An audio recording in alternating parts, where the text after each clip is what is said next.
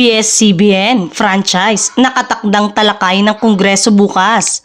Kinumpirma ni House Committee on Legislative Franchise Chairman Representative Gustam Bunting na tatalakay ng Kongreso ang inihaing panukalang batas ni Albay Representative Joey Salceda na naglalayong bigyan ng panibagong 25 years franchise ang media giant na ABS-CBN Corporation bukas Miyerkules, February 5. Matatandaan nitong January 13, isa ang House Bill 11252 sa mga nakapasang panukala sa unang reading ng Kamara de Representantes.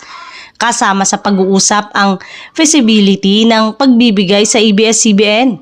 Sa ngayon ay wala pang ibang detalye tungkol sa mga tatalakayin sa Kongreso.